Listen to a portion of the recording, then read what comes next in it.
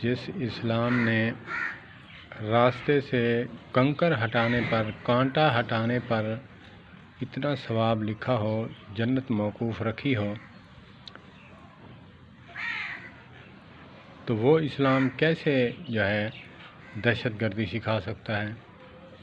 جب جنگ کے دوران آقا کریم علیہ الصلوۃ والسلام، میں یہ بات کلیئر کرنا چاہتا ہوں کہ لوگ کہتے ہیں کہ مدارس میں جو ہے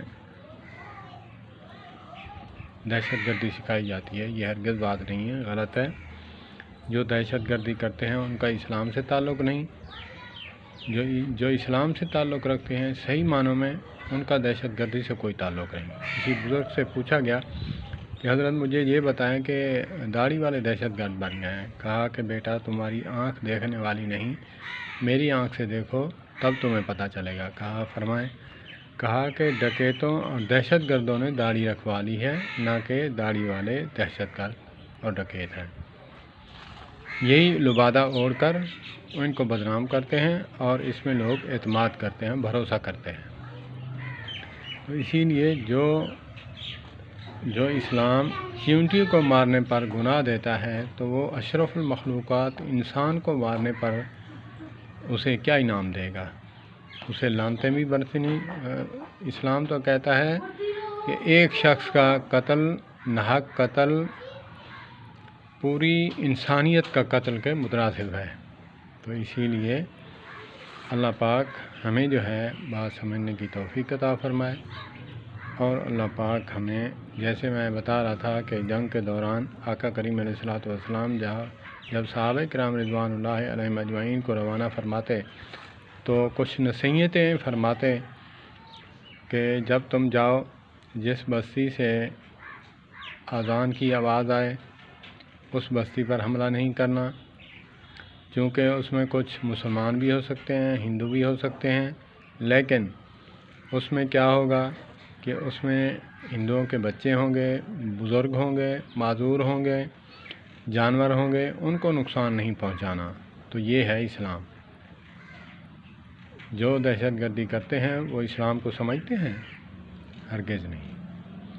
اسلام تو یہ ہے کہ اب سعودی عربیہ میں اب کوئی چور پکڑا جائے، جب آقا کریم علیہ الصلوۃ والسلام کے دور میں جب چور پکڑا جاتا تھا اس کا ہاتھ پہلے نہیں کاٹتے تھے جب تک کہ اس کی تحقیق نہ کر لیتے۔ تحقیق کیا کرتے؟ علماء فرماتے ہیں کہ اس کی تحقیق کرتے کہ یہ پیشہ ور ہے تو اس کے ہاتھ کاٹے جائیں گے۔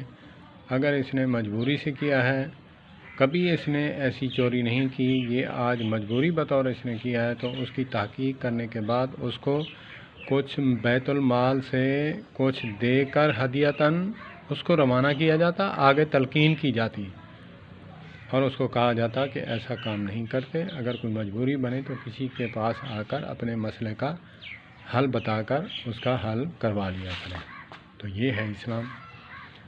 تو جب آقا کریم علیہ الصلوۃ والسلام بھیجتے تو فرماتے کہ وہاں عورتیں، بچے، بوڑھے اور جانور اور ان کے جو باغات ہیں ان کو نقصان نہ پہنچے۔ جو نوجوان ہیں جو سلنڈر کر دیں، آج کی زبان میں جو ہاتھ اوپر کر لیں، کہیں کہ ہم جنگ نہیں کرنا چاہتے، ہم اسلام قبول کرنا چاہتے ہیں، یا پھر اسلام نہیں قبول کرنا چاہتے تو ویسے ہم جنگ نہیں کرنا چاہتے، تو اس کو بھی کچھ نہیں کہنا۔ یہ ہے اسلام۔ ہم نے اسلام کو سمجھا ہی کیا ہے؟ جو اسلام کو سمجھتے نہیں وہ پھر باتیں کرتے ہیں کہ اسلام جو ہے ٹیررسٹ اور دہشت گردی سکھاتا ہے۔ ہرگز نہیں۔ ہمارے 100 سال 90 سال پرانے بزرگ ہیں، وہ جب ایک جگہ سفر پہ گئے، جو بحری جہاز جسے کہتے ہیں جو پانی میں چلتا ہے، تو اس میں ایک لیڈی جو ہے، آج جیسے جہاز میں، ہیلی کاپٹر میں، ہوائی جہاز میں ہماری بہنیں ہوتی ہیں تو وہ پانی وغیرہ پوچھتی ہیں، تو اس لیے وہاں پہ بھی تھی۔ تو وہ بزرگ تھے تو انہوں نے دیکھا، جب دیکھ کر ان کو جو ہے آنکھیں جھکا لیں، کہا کہ بات یہ ہے کہ میں آپ کو دیکھتی آ رہی ہوں، آپ نے آنکھ اٹھا کر نہیں دیکھا۔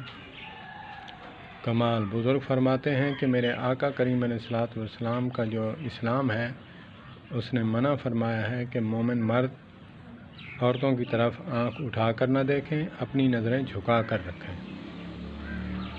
پہلی نظر معاف ہے، اگر دانستہً جو ہے آنکھ اٹھا کر دیکھا تو آپ کے اعمال اور جوتے پڑیں گے، اعمال بھی ضبط ہوں گے۔ تو اس کو دیکھ کر اس عورت نے دوپٹہ سر پہ اوڑھ لیا اور کہا کہ میں تو مسلمان ہی اپنے آپ کو تصور نہیں کرتی، مجھے آپ دوبارہ کلمہ پڑھائیں اور آج کے بعد میں یہ نوکری نہیں کروں گی۔ تو یہ تھے بزرگ۔ صحابہ کرام کی کیا کمال قربانیاں کہ وہ نبی صلی اللہ علیہ وسلم کے براہ راست شاگرد، اور وہ جب جہاں جاتے تو وہاں پہ اسلام تیزی سے پھیلا۔ تو اسی لیے میں اکثر کہا کرتا ہوں، ہمارے ہندو بھائی فیس بک پر دیکھتا ہوں اور یوٹیوب چینل پر بھی دیکھتا ہوں کہ یہ اسلام کے خلاف بولتے ہیں، تو میں ان کو کہنا چاہوں گا کہ آج کے نام نہاد مسلمانوں کو نہیں، ہم جیسے مسلمانوں کو نہیں، ہمارے جو اسلاف ہیں، صحابہ کرام، بزرگان دین، اولیاء کرام اور نبی مکرم صلی اللہ تبارک و تعالیٰ علیہ وآلہ وسلم اور اہل بیت اطہار، اصلی مسلمان وہ تھے۔ آپ پیچھے جائیں، ان کو دیکھیں، تب آپ کو اسلام سمجھ آئے گا۔ ہماری نااہلیاں، بدعمالیوں کی وجہ سے آپ اسلام سے دور مت ہوں۔ اگر آپ دیکھتے ہیں کسی میں غلطی کوتاہی تو یہ ان کی ذاتی فعل ہے، ان کو اسلام نے نہیں اجازت دی۔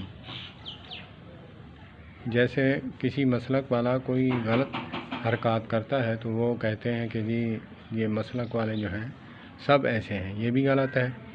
ایک شخص کی وجہ سے سارے مسلک کو غلط کہنا یہ مسلکی تعصب ہے اور جو ہے مذہبی تعصب ہے۔ اللہ پاک اسے محفوظ رکھے۔ والسلام علیکم ورحمۃ اللہ وبرکاتہ۔